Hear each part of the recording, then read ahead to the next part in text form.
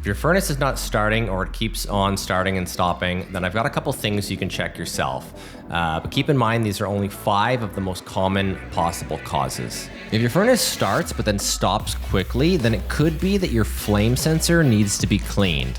But don't use any chemicals on it, and instead use a fine steel wool or fine grit sandpaper to clean it off. But if the furnace is not starting at all, then you should check your igniter. It should glow and ignite the gas, but if you're not sure, you can use a multimeter to check it for continuity and resistance. And then you'll know for sure if you need to go to Amazon and pick up a new one. They're only like 20 bucks.